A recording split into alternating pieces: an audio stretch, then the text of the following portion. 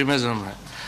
ये जो एक्सट्रीमिज़म का मामला है, इससे इनकार ही मुमकिन नहीं है कि पाकिस्तान के अंदर हम अपना चैलेंज है जिसको हम फेस कर रहे हैं। हिंदुस्तान के अंदर हमने देखा, ख़ुसूसन जब से नरेंद्र मोदी की हुकूमत आई है, एक्सट्रीमिज़म जो है वहाँ पर बढ़ा है और जो वाक़यात वहाँ पर हुए हैं उससे आपको अंदाज़ा लगाया जा सकता है कि वहाँ पर अक़लियतों के साथ किस किस्म का सलूक जो है वो किया जा रहा है। कश्मीर में जो कुछ हुआ, इससे पहले गुजरात में जो कुछ हुआ, इसके साथ साथ हमें अमेरिका हो, लंदन हो, जर्मनी हो, फ्रांस हो, हर जगह के ऊपर अपने अपने मुकामी सतह के मुताबिक जो है वो अपना एक एक्सट्रीमिज़म का एक जो प्रॉब्लम है वो दरपेश है और सोसाइटीज़ उसको मुख्तलिफ अंदाज से इस चैलेंज को फेस करने की कोशिश कर रही हैं। हमारा जो एक्सट्रीमिज़म है, पाकिस्तान का एक्सट्रीमिज़म जो है वो हिस्टोरिकल नहीं है।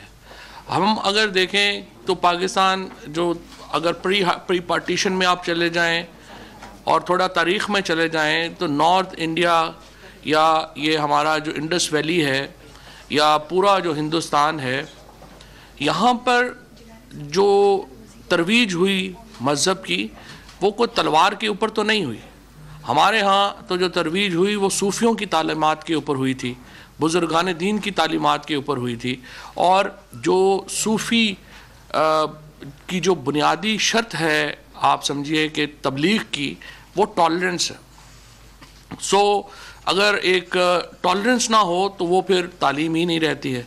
लिहाजा हमारी जो मजहबी तारीख़ है उसके अंदर जो एक एक्सट्रीमिज़म है या शिद्दत पसंदी है वो नहीं है। ये एक रीसेंट फिनोमेना है। रीसेंट फिनोमेना आया, एक तो मुख्तलिफ़ जगहों के ऊपर या मुख्तलिफ़ वाक़यात होते हैं जो चीज़ों को इंस्टिगेट कर देते हैं, बढ़ा देते हैं या कम कर देते हैं। हमारा प्रॉब्लम आया कि जब हम एक इर्रेगुलर कॉन्फ्लिक्ट में फंस गए अफ़गानिस्तान के अंदर। सोसाइटीज़ जहाँ पर इर्रेगुलर कॉन्फ्लिक्ट नहीं होता और रेगुलर कॉन्फ्लिक्ट होता है, यानी अगर कोई पता हुआ आपको कि दुश्मन कौन है और एक सामने की लड़ाई हो, जैसे रेगुलर कॉन्फ्लिक्ट होता है, वो कौमों को इकट्ठा करता है। जैसे 1965 की अगर जंग थी तो उस जंग में पूरा पाकिस्तान इकट्ठा हुआ था क्योंकि पता था इंडिया से मुकाबला है और सारा पाकिस्तान जो था ब्लैक एंड वाइट में पता था, आप इकट्ठे हो गए। लेकिन जब आप इर्रेगुलर कॉन्फ्लिक्ट में फंसते हैं तो समझ नहीं आती कि दुश्मन है कहाँ, कौन है, कैसे है। उसके नतीजे में एक आप समझिए कि वसवसे पैदा होते हैं दिलों में।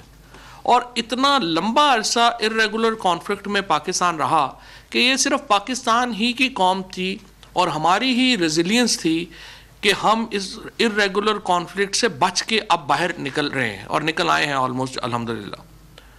अगर कोई और मुल्क होता, अगर कोई और सोसाइटी होती तो वो तो बिल्कुल बिखर चुकी होती।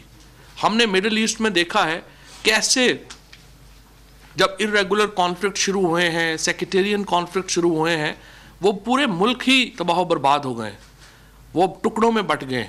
लेकिन हमारी जो सोसाइटी है, पाकिस्तान की जो हमारा एक मुआशरा है, इसमें चूँकि एक हिस्टोरिकल हमारी बहुत रिच है, हिस्ट्री हमारी बड़ी रिच है, हमारी टॉलरेंस की हिस्ट्री बड़ी रिच है, एक दूसरे को बर्दाश्त करने की तारीख़ बहुत जो है वो पुरानी है। लिहाजा हम इस कॉन्फ्लिक्ट से बच के ऑलमोस्ट अल्हम्दुलिल्लाह अब हम बिल्कुल आखिर में है और इंशाल्लाह हम इससे भी बाहर आ जाएंगे। ये मुमकिन ही नहीं था किसी और सोसाइटी में जो पाकिस्तान की कौम ने करके दिखाया है। हमने ज़ख़म भी सहे हैं, कुर्बानियाँ भी दी हैं, 70,000 लोग हमारे शहीद हुए हैं। हमारे बच्चे चाहे APS हो, चाहे प्रेडलेन हो, चाहे हमारी फॉर्मर फाटा का एरिया हो, बलूचिस्तान हो, लाहौर हो, कराची हो, हर जगह के ऊपर खून बहा है, कोई शुबा नहीं है। बहुत कुर्बानियाँ दी हैं, बहुत कचोके सहे हैं, दुख सहे हैं कौम ने। लेकिन अल्हम्दुलिल्लाह हम इस जो एक खूनी हमारी जो एक रिसेंट हम इस कॉन्फ्लिक्ट में गए उससे हम अल्हम्दुलिल्लाह बाहर निकल रहे हैं और काफ़ी हद तक बाहर निकले हैं। अब अगला मरहला जो हमें दरपेश है वो ये है कि इसको हमने कंसोलिडेट करना। हमने अलाउ नहीं करना लोगों को कि वो यहाँ पर नफ़रत का प्रचार करें, क्योंकि नफ़रत का प्रचार करने से पहली स्टेज एक्सट्रीमिज़म है, फिर दूसरी स्टेज फिर टेररिज्म है। लेकिन जो टेररिज्म का या दहशत गर्दी का जो बीज है वो एक्सट्रीमिज़म में बोया जाता है। लिहाजा जब से पीटीआई की हुकूमत आई है, प्राइम मिनिस्टर साहब की हुकूमत आई है, हम एक सिस्टमेटिक तरीके से हम आगे बढ़े हैं और हमने ये फैसला किया था कि कानून को इन्फोर्स करना है। देखिए, एक्सट्रीमिज़म में जिस तरह से यहाँ पर आप लोग हैं, डायलॉग एक बुनियादी शर्त है। अगर डायलॉग ही नहीं होगा सोसाइटी में तो फिर तो कत्लो खून होगा। लेकिन जो हमारा एक्सट्रीमिस्ट तबका है या जो शिद्दत पसंद तबका है, उसका मसला यह है कि वो कहता है डायलॉग ही नहीं होने देना हमने। जो मेरी राय है वो इतनी हतमी है कि उसके ऊपर किसी डिबेट ही की गुंजाइश नहीं है। लिहाजा जो डिबेट करता है हम उसके ऊपर फतवे दे देंगे, उसको हम प्लान करेंगे, उसके ऊपर हम असैसिनेशंस करवाएंगे, जो पाकिस्तान में हुआ है। तो टेररिज्म बन जाता है, एक्सट्रीमिज़म जो है वो फिर टेररिज्म बन जाता है। और ये जो शिद्दत पसंदी है, इसके ख़ात्मे के लिए जिस तरह से आप लोग बैठे हैं, आप लोगों ने एक डायलॉग किया है, आपने जो लोग थे उनको बुलाया है, आपने ये किया है कि जो एक्सपर्ट्स थे उनसे बातचीत की है, आपने जो मुख्तलिफ सोसाइटी के तबकात थे उनकी बातें सुनी हैं और आपने एक ओपिनियन बनाई है।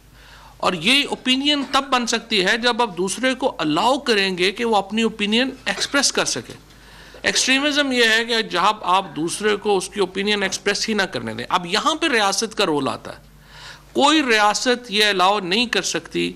लोगों को पूरा हक है अपनी ओपिनियन रखने का, लोगों को पूरा हक है कि वो अपने एक्सप्रेशन जो है वो उसका करें, लेकिन लोगों को ये हक हासिल नहीं है कि वो दूसरों की आज़ादी को सलब करें। जहाँ मेरी आज़ादी की हद वहाँ ख़त्म हो जाती है जहाँ दूसरे की आज़ादी की हद शुरू होती है। ये प्रिंसिपल फ्रीडम ऑफ एक्सप्रेशन का आर्टिकल 19 का जेनेसिस है, बुनियाद है हमारे फ्री एक्सप्रेशन की। ये जो हमारे यहाँ कुछ लोगों का एक जो मतमा नज़र है कि उनको एक्सप्रेशन की बुनियाद हासिल है जिसकी कोई लिमिट ही नहीं सर, कोई दुनिया में आज़ादी ऐसी नहीं है जिसकी कोई लिमिट ना हो। हर आज़ादी जो है उसकी लिमिट है, और आज़ादी की सबसे क्लासिक लिमिट यही है कि मेरी आज़ादी वहाँ ख़त्म हो जाती है जहाँ दूसरे की आज़ादी शुरू होती है। तो ये आप नहीं कर सकते कि आप मेरी आज़ादी को भी सलब कर लें अपनी आज़ादी के चक्कर में।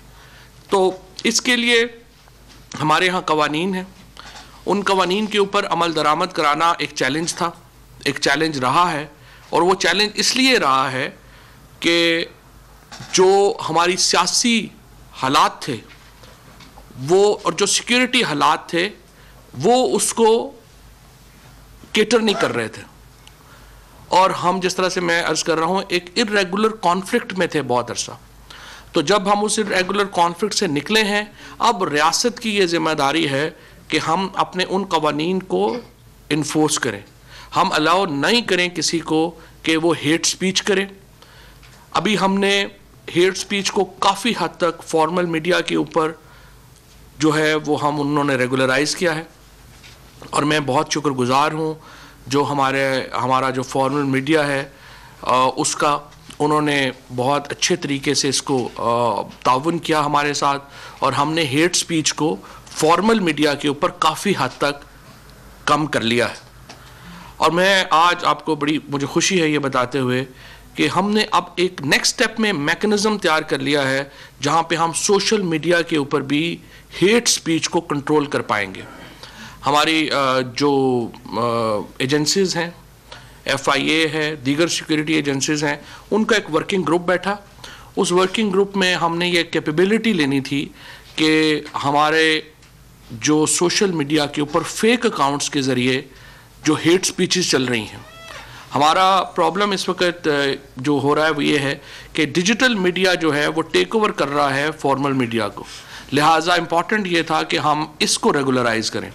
हम एक नई अथॉरिटी लेके आ रहे हैं, पाकिस्तान मीडिया रेगुलेटरी अथॉरिटी, जिसका मकसद ये है कि वो वन विंडो ऑपरेशन होगा डिजिटल मीडिया के लिए, प्रिंट मीडिया के लिए और हमारे इलेक्ट्रॉनिक मीडिया के लिए, कि जहाँ पर हम रेगुलेशंस इन्फोर्स कर सकें।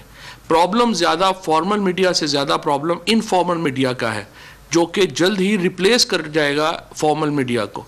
लिहाजा ज़रूरत थी कि एक ऐसी कैपेसिटी बिल्ड की जाए कि जिसमें हम सोशल मीडिया को मॉनिटर कर सकें, वहाँ पे फेक अकाउंट्स जो हैं उनको हम ट्रेस कर सकें, और जहाँ पर लोग कवानीन की खिलाफ वर्जी करते हैं उनको हम सही तौर के ऊपर सज़ा दे सके। इस हफ्ते कुछ अहम गिरफ्तारियां की हैं हमने इस बुनियाद के ऊपर कि उन्होंने सोशल मीडिया को इस्तेमाल किया फतवे देने के लिए, सोशल मीडिया को इस्तेमाल किया अपना एक्सट्रीमिस्ट नैरेटिव देने के लिए, धमकियां देने के लिए। और इंशाल्लाह अगले हफ्ते, आने वाले हफ्तों में आप देखेंगे कि हम इसके ऊपर सख्त क्रैकडाउन करेंगे और हम बिल्कुल अलाउ नहीं करेंगे सोशल मीडिया के ऊपर कि अपने एक्सट्रीमिस्ट नैरेटिव्स जो हैं वो लोग दें। ये रियासत डायलॉग चाहती है और डायलॉग हो नहीं सकता अगर अगला आपको लॉई ना करे। अगर आपको ये कहा जाए कि मेरा जो ओपिनियन है वो हतमी है और अगर आप इसके ख़िलाफ़ बात करेंगे तो मैं आपको गोली मार दूंगा या मैं आपको जो है वो फांसी दे देनी चाहिए, आपने ये बात कर दी है, ये तो फिर रियासत का इख्तियार आप इस्तेमाल कर रहे हैं। वायलेंस ओवर जो मोनोपोली ओवर वायलेंस, यानी जो इख्तियार है आपका ताकत का, वो सिर्फ रियासत का इख्तियार है। किसी इंडिविजुअल शख्स को ये इख्तियार नहीं दिया जा सकता कि वो अपनी मर्ज़ी से इस इख्तियार को इस्तेमाल करे। सो इंशाअल्लाह ताला जिस तरह से मैंने आपको कहा कि हम बड़ा क्रैकडाउन लॉन्च करेंगे। अभी जो है ये यहाँ पर एक इंटरनेशनल डिबेट की भी ज़रूरत है, इंटरनेशनल डिबेट हो भी रही है। हमें बड़ी खुशी है हिज़ रॉयल हाइनेस मोहम्मद बिन सलमान पाकिस्तान तशरीफ़ ला रहे हैं और विजन 2030 जो सऊदी अरेबिया का है वो भी दरअसल एक्सट्रीमिज़म के ख़िलाफ़ एक बहुत बड़ी अपॉर्चुनिटी देता है। इसी तरह से जो बाकी ममालिक हैं उनके साथ हमारा डायलॉग है, उनको हम डायलॉग खोलना चाहते हैं कि एक्सट्रीमिज़म के ख़िलाफ़ एक नैरेटिव, एक इंटरनेशनल नैरेटिव बिल्ड किया जाए, एक नेशनल नैरेटिव बिल्ड किया जाए। और इंशाल्लाह आप उम्मीद रखें कि जिस तरीके से हम आगे चल रहे हैं, हम एक सिस्टमेटिक तरीके से आगे चल रहे हैं और इंशाल्लाह हम पाकिस्तान के अंदर क़वानीन की हाकमियत को यकीनी बनाने पर यकीन रखते हैं और इंशाल्लाह ये हाकमियत यकीनी बनाई जाएगी। बहुत शुक्रिया, बहुत धन्यवाद।